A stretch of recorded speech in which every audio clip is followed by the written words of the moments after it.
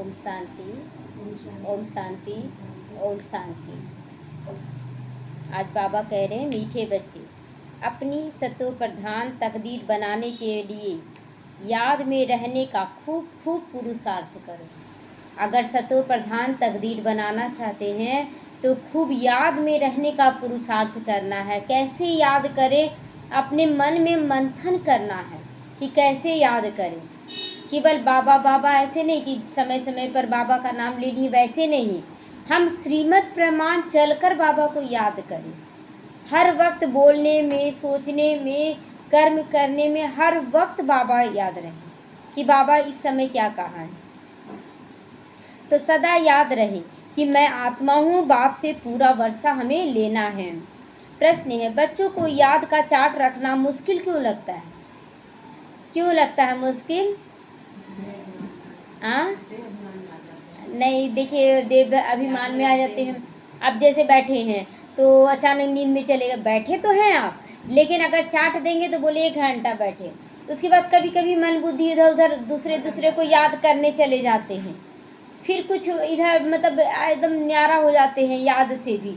तो इस तरह से क्या होता है कि पूरा समय तो याद नहीं किए, तो लगता है अंदर में महसूस होता है कि हम झूठ लिखे कि सच लिखे, क्या बोले, कितना याद किए। तो बाबा उत्तर दे रहे हैं, क्योंकि कई बच्चे याद को यथार्थ समझते ही नहीं हैं। बैठते हैं याद में और बुद्धि बाहर भटक जाती है, शांत नहीं रहती। फिर वह वायुमंडल को खराब भी कर देती है। जैसे कोई नींद में चला गया, जोर जोर से खराटा लेने लगा, सबको डिस्टर्ब कर रहा है, और जब उसको जगाइए तो बोलेगा नहीं हम नहीं सो रहे हैं, खराटा ले रहा है। इस तरह से मधुबन में भी बच्चे करते हैं। तो याद करते ही नहीं, चार्ट फिर कैसे लिखेंगे? अगर कोई झूठ लिखते हैं तो बहुत दंड पड़ जाता है। सच्चे बाप को सच बताना पड़े ना, इसीलिए लिखने से डरते हैं। गीत बजा है, तकदीर जगा कर आई हूँ, मैं एक नई दुनिया बसा कर आई हूँ। तो तकदीर तो हम लोग जगा कर आए हैं, और एक नई दुनिया, अभी ईश्वरीय दुनिया में हम पल रहे हैं ना। ओम शांति। रूहानी बच्चों को फिर भी रूहानी बाप रोज रोज समझाते हैं कि जितना हो सके या देही अभिमानी बनो, अपने को आत्मा निश्चय करो और बाप को याद करो, क्योंकि तुम आत्मा जानते हो कि उस बेहद के बाप से बेहद के सुख का तकदीर हम बनाने आए हैं। बाबा जो बेहद का है उससे हम तकदीर बनाने आए हैं, तो जरूर बाप को याद करना पड़े। पवित्र सतो प्रधान बनने बिगर सतो प्रधान तकदीर बन नहीं सकती। अगर पवित्र सतो प्रधान में नहीं आती है, पवित्रता भी कैसी, सतो प्रधानता में पवित्रता चाहिए, अगर नहीं आती है तो पूरा तकदीर नहीं बना पाएंगे। तो ग्रह तो यह तो अच्छी रीति याद करो, मूल बात है एक ही। यह तो अपने पास लिख दो, बाँ पर नाम लिखते हैं ना, तुम भी लिख दो हम आत्मा हैं। जैसे गोदना जो बोलते हैं, गोदना करते हैं तो नाम लिखवा लेते अपने पति का या और किसी का नाम लिखवाते। तो बाबा बोल रहा है कि लिखवा लो कि मैं आत्मा हूँ, मैं आत्मा हूँ। तो बेहद के बाप से हम वर्षा ले रहे हैं, तो क्योंकि माया भुला देती है इसीलिए लिखा हुआ होगा ना, तो घड़ी घड़ी याद आएगा। जैसे कोई काम कर रहे हैं तो हाथ दिख जाएगा कि मैं आत्मा हूँ, बाबा से वर्षा ले रहा हूँ। तो मनुष्य ओम का व कृष्ण आदि का भी चित्र लगा लेते हैं याद करने के लिए। बहुत लोग कृष्ण के भक्त होते तो कृष्ण का चित्र हाथ में रख लेते हैं या ओम लिखवाते हैं। तो यह भी है नई याद है ना। बाबा को याद मतलब लोग साकारी को याद करते थे, अभी हम निराकार को याद कर रहे हैं, तो यह हो गई नई याद। यह सिर्फ बेहद का बाप ही समझाती हैं। इस समझने से तुम सौभाग्यशाली, सो क्या सौभाग्यशाली, क्या सौभाग्यशाली भी कम है। बाबा क्या बोल रहा है, सौभाग्यशाली तो क्या पदम भाग्यशाली बनते हो। पदम, अगर आप आत्मा समझकर कार्य करते हैं तो पदम भाग्यशाली बन जाते हैं। बाप को न जानने के कारण, याद न करने के कारण कंगाल बन गए हो। अभी एक ही बाप जो सदैव के लिए जीवन को सुखी बनाने आए हैं, भले याद भी करते परंतु जानते बिल्कुल भी नहीं। भक्ति मार्ग में याद तो करते थे ना, लेकिन जानते थे बाबा को नहीं जानने के कारण अपनापन खत्म हो गया था बाबा से, भगवान से मतलब एक मतलब कर्तव्य समझ के चलो पूजा कर ले रहे हैं ताकि मेरे साथ सब अच्छा हो, इसलिए सोच के कर देते थे, लेकिन पहचान नहीं थे। यहाँ तो याद करते तो हक से बोलते हैं बाबा से कि बाबा ऐसा नहीं हो, बाबा ऐसा हो, हर चीज़ मतलब अंदर से चलाते रहते हैं।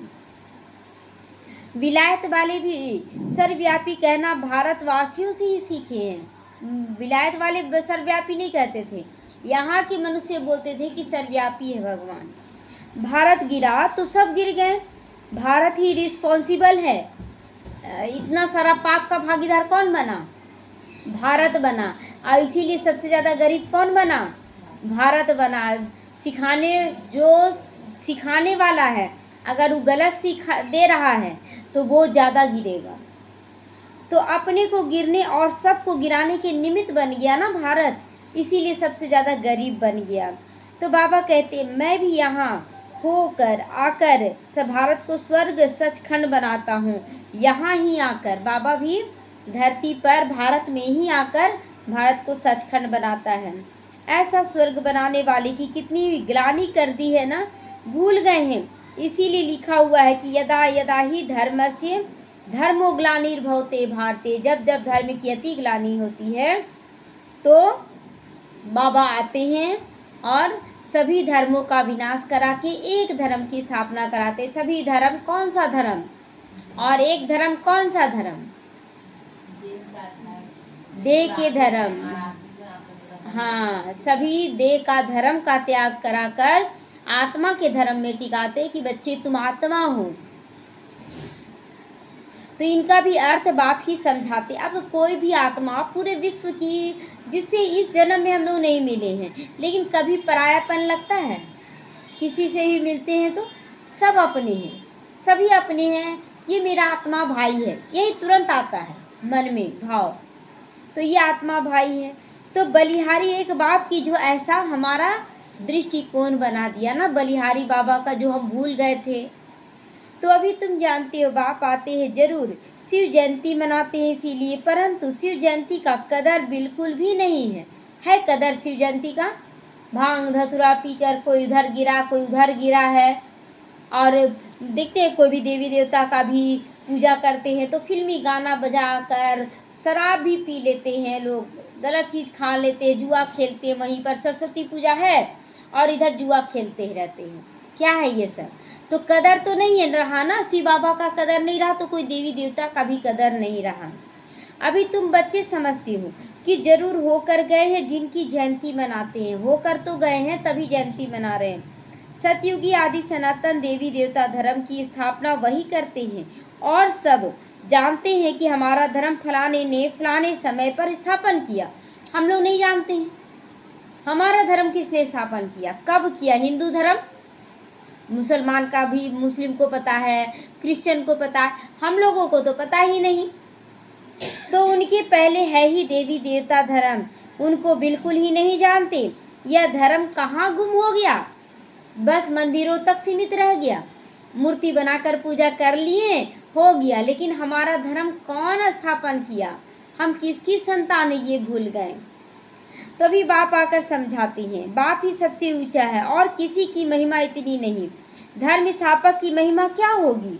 बाप ही पावन दुनिया की स्थापना और पतित दुनिया का विनाश कराते हैं और तुमको माया पे जीत पहराते हैं। माया क्या है? माया क्या है? जब आप भटक जाते हैं तो वही माया है। जिस चीज़ में आप भटक गए, धन मिला बहुत अच्छी बात है, कोई गलत चीज़ नहीं है धन, लेकिन धन का दुरुपयोग करने लगे, धन के घमंड में आ गए, अहंकार में आ गए, यही माया है। तो यह बेहद की बातें समझो इसको। बाबा कहते ये सब माया नहीं है, माया को समझना है। रावण का राज्य सारी दुनिया, सारी बेहद की दुनिया पर है अभी। हद की लंका आदि की बात ही नहीं, हद की लंका की बात नहीं है कि कोई छोटा सा टापू और वो लंका बना हुआ है, बस नहीं। तो यह हार जीत की कहानी भी सारे भारत की ही है। बाकी तो बाई फ्लॉट है, मेन तो ग्राउंड फ्लोर का होता है ना वैल्यू, उसके बाद ऊपर जितना आप ऊपर बनाते चले जाएं। तो भाई भारत में ही डबल सिरताज और सिंगल ताज राजाएं बनते हैं ना। तो और जो भी बड़े बड़े बादशाह होकर गए हैं कोई पर भी लाइट का ताज नहीं होता, पवित्रता का ताज नहीं होता लाइट का, सिवाय देवी देवताओं के। देवताएं तो फिर भी स्वर्ग के मालिक थे ना। अभी शिव बाबा को कहाँ ही जाता है परम पिता पतित पावन, इनको लाइट कहाँ से देंगे? लाइट तो तब दे जब बिगर लाइट वाला पतित भी हो ना, बिगर लाइट वाला पतित हो। लाइट तब दे मतलब जब बिगर लाइट वाला पतित भी हो, वह कभी बिगर लाइट वाला होता ही नहीं। शिव बाबा के लिए कहा गया है कि शिव बाबा बिना लाइट का होता ही नहीं, वो तो सदा परम है ना, आत्मा है, वो तो देह भान में आता नहीं, शरीर के जन्म में नहीं आता, मरण में नहीं आता। तो बिंदी पर लाइट कैसे दें, कैसे करें, कह सकेंगे, कैसे दे सकेंगे बिंदी पर लाइट? जो खुद ही लाइट है उस पर लाइट क्या देंगे हम लोग? जब अंधेरा होता है तब तो लाइट जलाते हैं ना।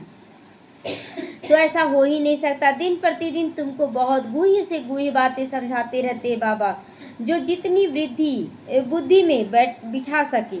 बाबा कहता है कि ज्ञान तो रोज बाबा दे रहा है, अब जो जितना बुद्धि में बैठाएगा, लेकिन जितना बुद्धि में बैठाएगा समझ के बैठाएगा, है ना। बुद्धि में बैठाएगा तो भी धन मिलेगा, और समझ के बैठाएगा तो भी धन मिलेगा।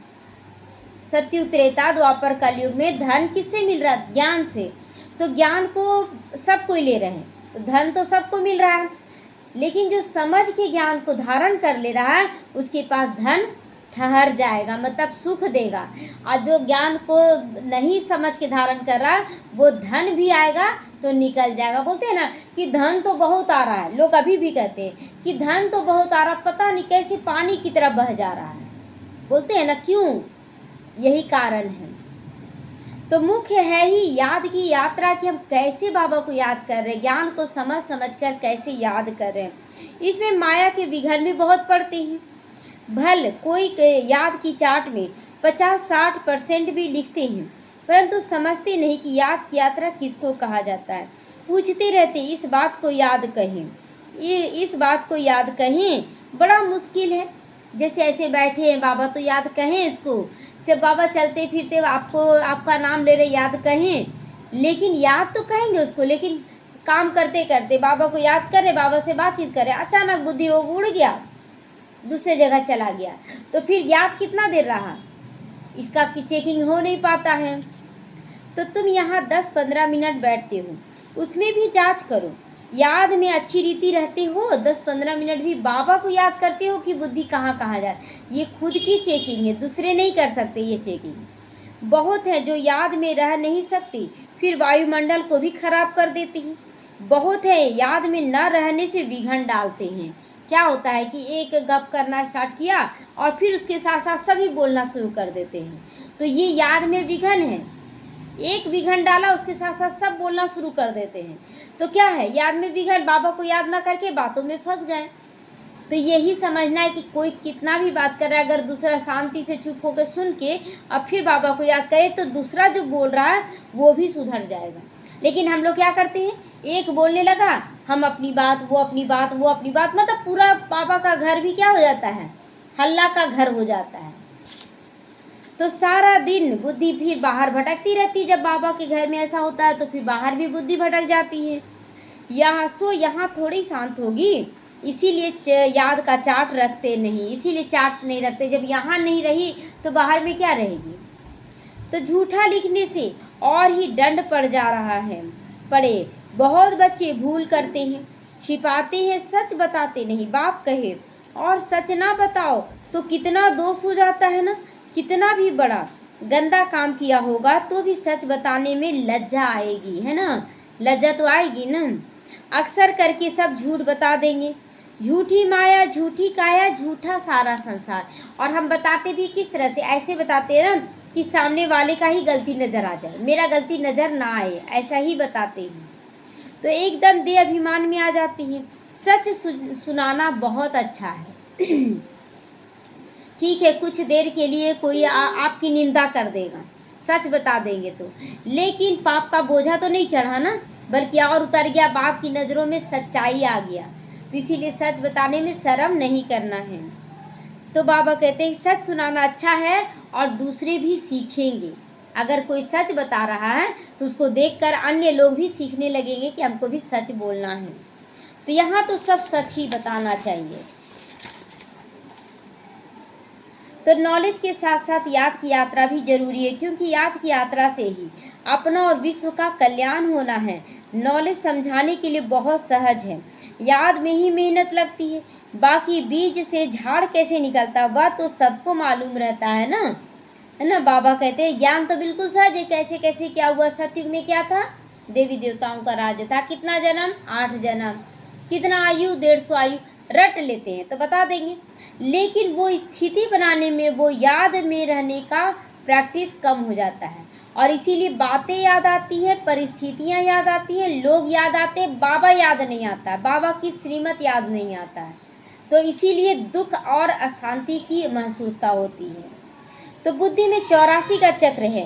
बीज और झाड़ को नॉलेज होगी ना, बीज और झाड़ की नॉलेज होगी। बाप तो सत्य है, चैतन्य है, ज्ञान का सागर है, उसमें नॉलेज है समझाने के लिए। यह है बिल्कुल अनकॉमन बात है ना।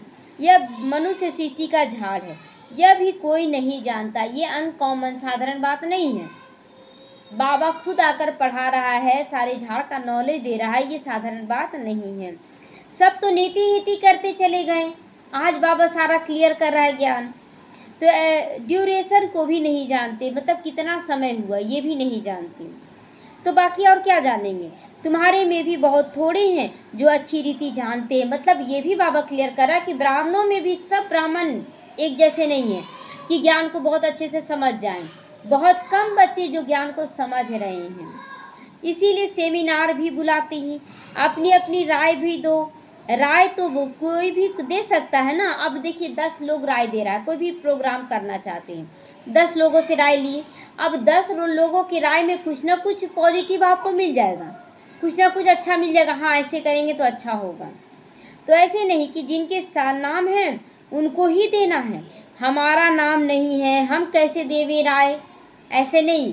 अगर राय मांगा जाता है तो सब कोई राय दे सकते हैं बाबा के घर में, और माना जाए या ना माना जाए ये बात की बात है। हमें बहुत प्यार से अपनी राय रखनी है। कोई को भी सेवा अर्थ कोई राय हो, एडवर्टाइज हो तो लिख सकते हो। बाबा खुली छुट्टी देता है कि अगर सेवा के लिए कोई राय हो कि ऐसे कीजिए तो और अच्छा होगा तो आप दे सकते हैं। बाप कहते हैं कोई भी राय आए तो लिख देना चाहिए। बाबा इस युक्ति से सेवा बहुत बढ़ सकती है। बच्चे भी बोलते हैं कि ऐसे अगर सबका राय लिया जाए कैसे सेवा किया जाए तो नया नया राय भी निकले, युक्ति निकले। कोई भी राय दे सकता है। देखेंगे किस किस प्रकार की राय दी है। बोलते ना कि मुख एक दुकान है, और कौन मुख जब खोलता है तो पता चलता है ये कैसा सामान अपने अंदर धारण किया है। पता चल जाता है कि इसका देह अभिमान है कि यह आत्मिक स्थिति है। तो बाबा तो कहते रहते किस युक्ति से हम भारत का कल्याण करें, सबको पैगाम देवे। आपस में विचार निकालो, लिख कर भेजो, माया ने सबको भुला दिया है। बाबा आते ही मौत सामने होता है, और बाप कहते हैं सबकी वानप्रस्थ अवस्था है, सबकी। अगर 5 साल का भी बच्चा, 1 साल का, 1 महीना का, 1 दिन का, 1 घंटे का या 1 मिनट का भी बच्चा है, 1 सेकंड का भी बच्चा है, लेकिन कलयुग तो सबके लिए है। तो बाबा कहता सबकी वानप्रस्थ अवस्था है। पढ़ो या ना पढ़ो, बाबा क्लियर कर रहा है, पढ़ो या ना पढ़ो, मरना तो जरूर है ना। अब मरना जरूर है तो क्या करना चाहिए, पुरुषार्थ करना जरूरी है। तो तैयारी करो या ना करो, अब बाबा क्लियर कर दे रहा है। जैसे बहुत बच्चे, अभी तो उम्र ही क्या है, बहुत बच्चे यही बोलते हैं अभी उम्र भी क्या है, अरे विकार में जाओ और सुनो कब विघन आ जाएगा। तो फिर बाबा भी बोलेगा कि अभी समय है, भोग लो पूरा, उसके बाद हम साथ देंगे, है ना। भोग लो पूरा अपना भोगना। तो नई दुनिया जरूर स्थापन होनी है। अच्छे अच्छे बच्चे जो हैं वो अपनी तैयारी कर रहे हैं। सुदामा का भी मिसाल गाया हुआ है ना, चावल मुट्ठी ले आया, जो था उसके पास वो समर्पण कर दिया बाबा के यज्ञ में। बाकी हमको भी महल मिलने चाहिए, है ही उनके पास चावल मुट्ठी, तो क्या करेंगे, अब जितना जिसके पास वही ना देगा, लेकिन बस बाबा ये देखना चाहता है कि हम संपूर्ण समर्पण करते हैं कि नहीं, संपूर्ण दृष्टि है कि नहीं जो मेरे पास है। अब आगे बाबा क्या बताया कि बाबा ने मम्मा का मिसाल बताया, चावल मुट्ठी भी नहीं लाई थी, कुछ भी नहीं लाई, फिर भी देखो कितना ऊंचा पद पाली, क्यों? एक्यूरेट बच्चा बनी, बाबा की आज्ञाकारी बच्चा बनी। तो बाबा ये इस रीति से भी परखता है। तो इसमें पैसे की बात नहीं है, याद में रहना है। समर्पण करने से ना दे अभिमान खत्म हो जाता है कि मेरे पास इतना धन है, मेरे पास इतना है, तो और आप समान बनाना है।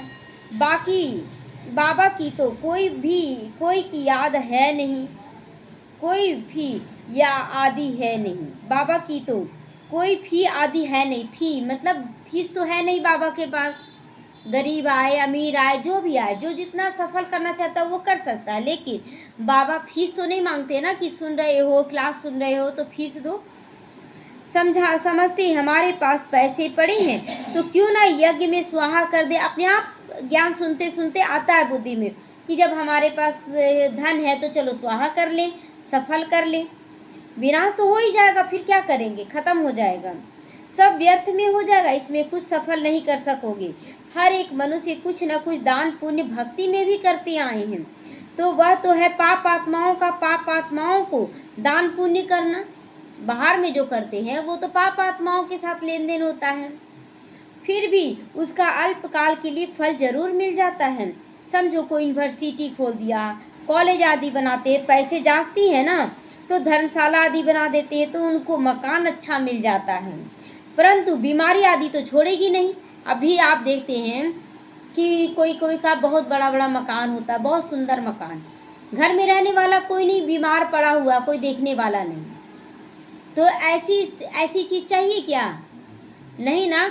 अब देखिए कि जो माया के राज्य में आप सफल करते, एक चीज़ जैसे धर्मशाला बना दिए, तो धर्मशाला बना दी, चलो अल्पकाल के लिए आपको एक जन्म के लिए मकान मिल गया, लेकिन जब बाबा के यज्ञ में लगता है तो बाबा बोलता है ना यही हॉस्पिटल है, यही स्कूल है, यही यूनिवर्सिटी है, सब यहीं पर बच्चों की तकदीर बनती है, तो सब कुछ यहीं पर हो गया तो प्राप्ति भी सब कुछ होने लगेगा। तो समझो किसी ने हॉस्पिटल आदि बनाई तो करके तंदुरुस्ती अच्छी मिल गई, और यहाँ पर पैसे लगाने से यहीं पर तंदुरुस्ती भी मिल रहा सबका, मन भी शांत, तन भी स्वस्थ सुंदर होता जा रहा। तो यहाँ यज्ञ में सब कुछ की प्राप्ति है, और बाहर में लगाने से अल्पकाल की प्राप्ति है। तो परंतु उनसे सब कामनाएं तो सिद्ध नहीं होगी ना, बाहर में भक्ति मार्ग में सब कामनाएं नहीं पूरी होंगी, लेकिन यहाँ तो बेहद के बाप द्वारा तुमको सारी मनोकामना पूर्ण की जा रही है, सब कुछ। तुम बनते हो पावन, तो सब पैसे विश्व को पावन बनाने में लगाना अच्छा है। बाबा क्लियर कर रहा है कि जो भी पैसे हैं उसे बाबा के यज्ञ में लगाना चाहिए ताकि और सेवा हो सके। मुक्ति जीवन मुक्ति देते हो तो भी अल्पकाल के लिए। सब कहते हैं हमको शांति कैसे मिले, वह तो शांति धाम में मिलती है, और सत्युग में एक धर्म के कारण वहाँ अशांति होती ही नहीं है ना। यहाँ पर एक जन्म मिलता है, लेकिन सत्युग में पूरा 8 जन्म बिल्कुल अशांति नहीं होगा। अशांति होती है रावण राज्य में। गायन भी है ना, राम राजा राम प्रजा राम साहूकार, सब राम रहेगा, मतलब आत्मिक स्थिति में रहेगा। वह है ही अमरलोक, वहाँ अमरलोक में मरने का अक्षर नहीं होता है। यहाँ तो बैठे बैठे अचानक ही सुनते ना मर गए, रात को मिल के आए और सुबह में सुनते शरीर छोड़ दिया, तो इसको मृत्यु लोक और उसको अमर लोक कहा जाता है। यहाँ मरना, वहाँ मरना नहीं होता है, वहाँ पर तो शरीर बदली होता है। तो पुराना एक शरीर छोड़ नया बालक का शरीर बन जाती है। रोग नहीं होता है वहाँ, कोई रोगी होकर तड़प तड़प का शरीर नहीं छोड़ता है। कितना फायदा होता है ना, श्री श्री की मत पर तुम एवर हेल्दी बनते हो।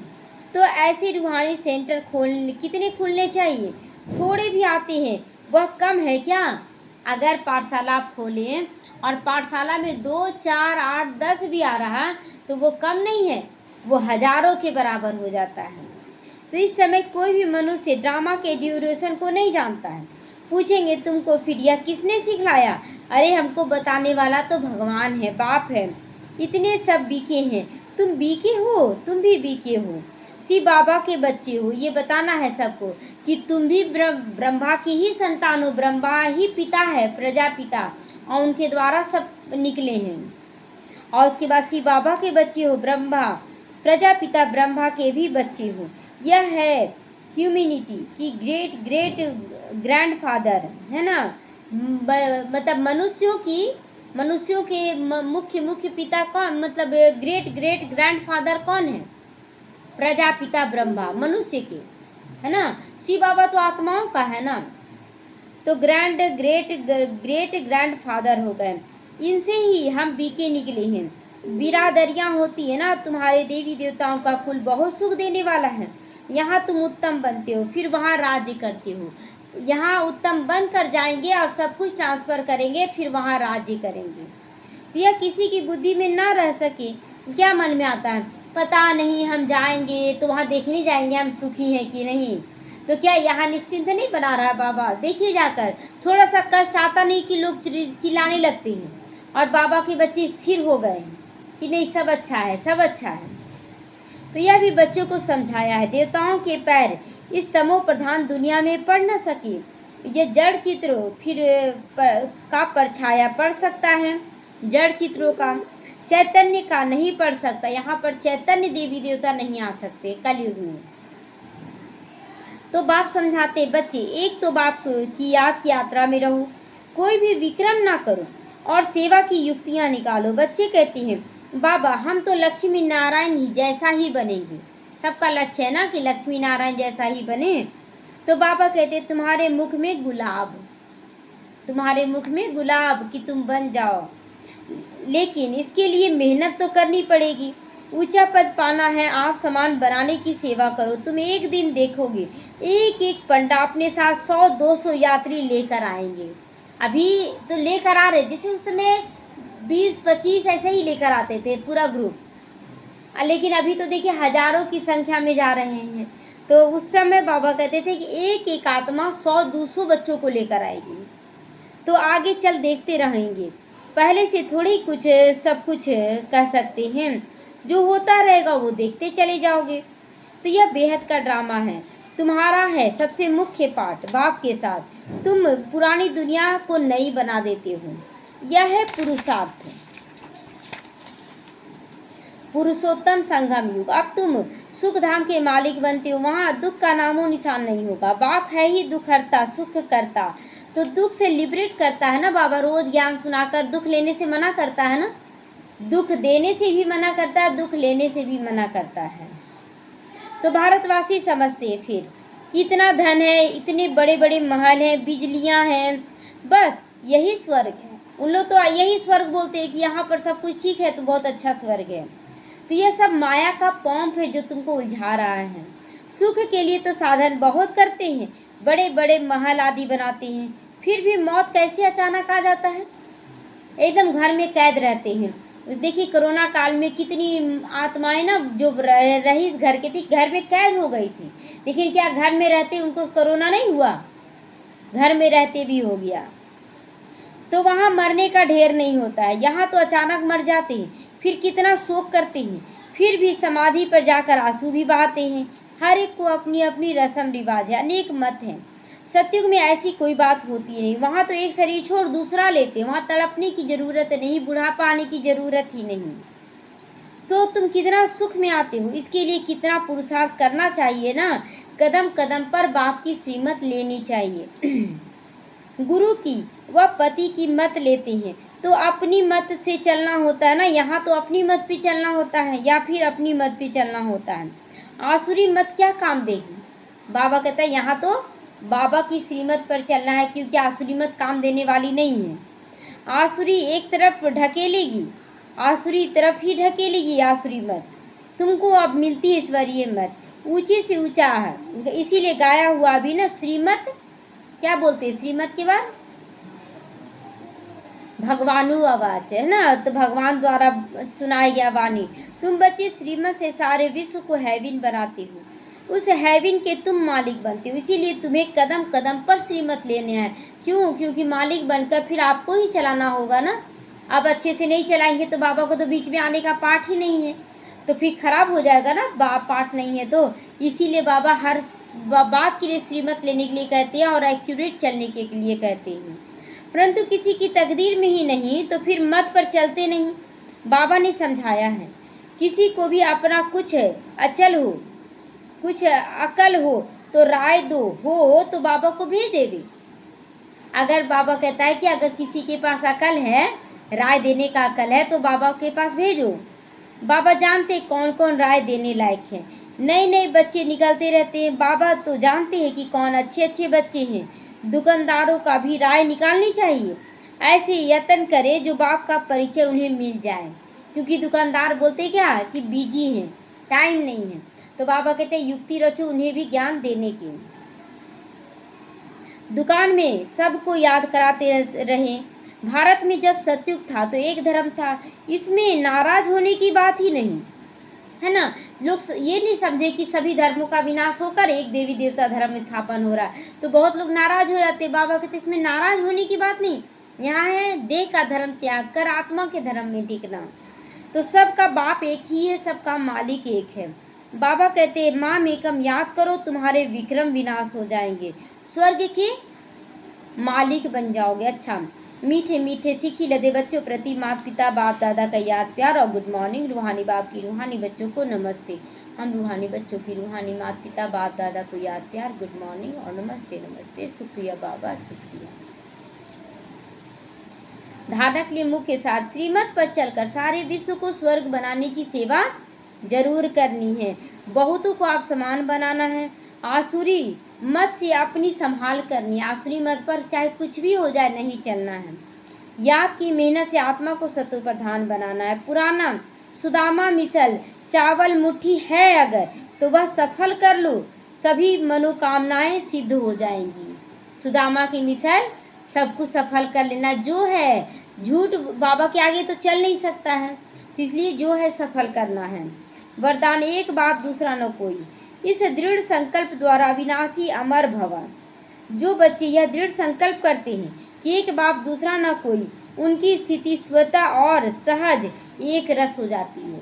जब हम देख लेते कि मेरा कोई भी नहीं है, तो विघन में भी कोई लौकिक परिवार तो याद नहीं आएगा, क्योंकि कोई नहीं है, केवल एक बाबा, तो तुरंत बाबा याद आएगा, बाबा देखो ऐसा हो रहा है, आप ठीक करो आके।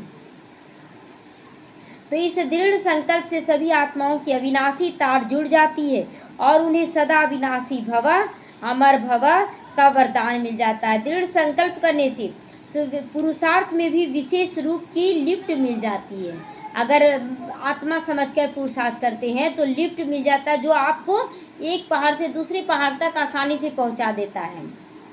विषय विकारों का पहाड़ है और दैवी गुण धारण करने का भी पहाड़ है, तो हम उधर की ऊंचाई में जाएं, इधर की ऊंचाई से निकलकर उधर की ऊंचाई में जाएं, लेकिन उड़कर लिफ्ट में चले जाएं। तो जिनके एक बाप से सारे संबंध हैं, उन्हें सारी प्राप्तियां निश्चित हुई पड़ी हैं, जिसका संबंध एक बाप के साथ है। अच्छा,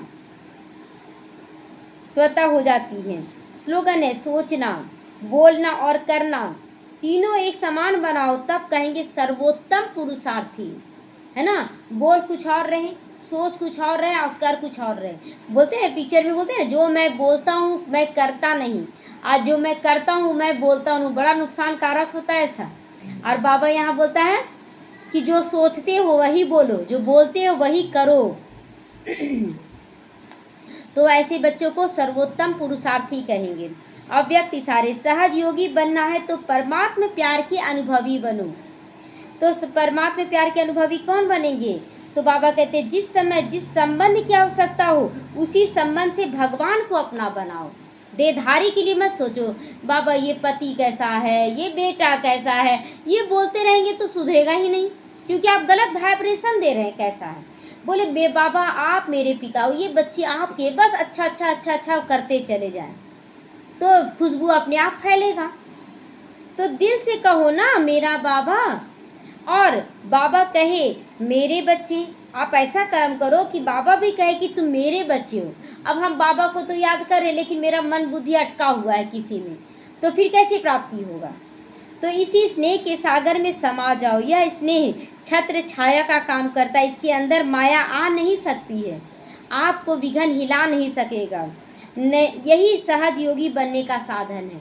हर रिश्ते में बाप याद आ जाए, कोई भी विघन आए तुरंत हम किसी देहधारी को याद करते, नहीं बाबा याद आए, नहीं बाबा आप ही आ जाओ, बाबा देखो ये प्रॉब्लम आ रहा है, अब इसमें हमको कुछ समझ में नहीं आ रहा, बाबा तुम ही समझाओ, और निश्चिंत हो जाए, फिर बाबा आपको समझा दे। लेकिन हम एक एक पल की खबर बाबा को देते रहे, क्या हो रहा है, हम कैसा कर रहे हैं, ये भी हर चीज़ का हर श्रीमत का पालन कर रहे हैं, तभी हो सकता है। ओम शांति।